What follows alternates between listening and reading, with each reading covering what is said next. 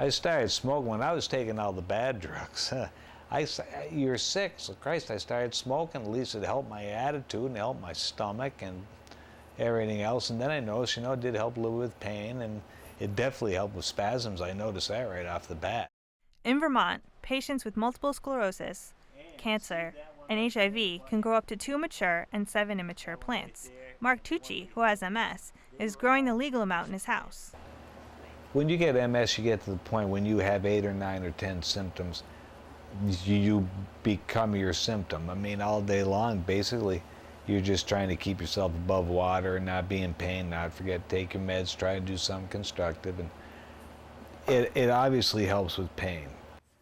So MS is an immune-mediated disease that affects the central nervous system, which is the brain and the spinal cord. What happens are there autoreactive T cells, so T cells that can react against your own body. So we have 4 baseline drugs that we can use to treat MS as kind of step 1.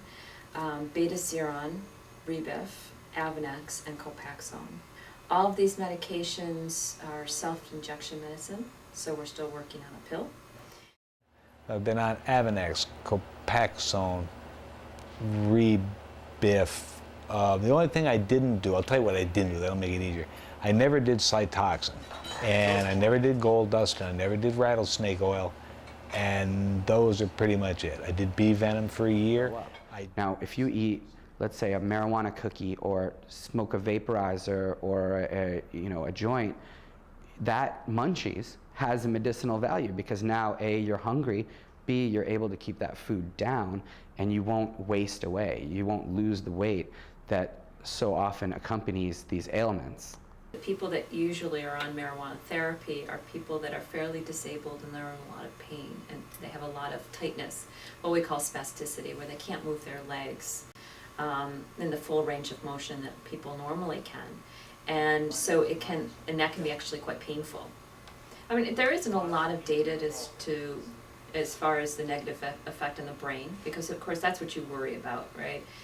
One, you worry about addiction, but marijuana doesn't have the same addictive properties as other drugs. I was on 17 different scripts when I started to testify for medical marijuana law. 17. And I just laid in a little ball in that bed, and my sister would come in and she would make sure I had my little pills Monday through Saturday, Sunday. Couldn't lift open the freaking thing that said Monday to get the pills out. And of course it didn't pass the first year, and by the second year I was getting physically sicker. And I remember driving up and pulling over on the side of the road, barfing my brains out. We had to go through the legislative process, House members from 3-4 different committees, law enforcement, agriculture, finance, health and welfare. 12 states have adopted medical marijuana laws. Each state's legislation is unique. Medical marijuana has been legal in Vermont since 2004.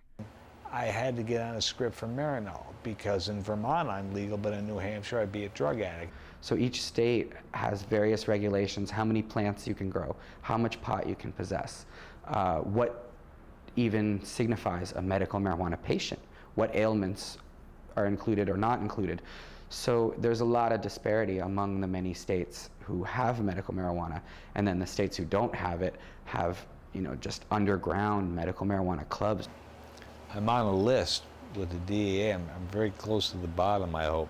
I'm sure I am, but I'm on a list. They'll just put that on my tombstone.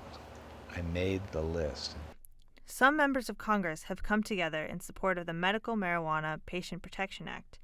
If passed, people like Mark Tucci will no longer face the threat of federal prosecution. For NYU Tonight, I'm Molly Dean.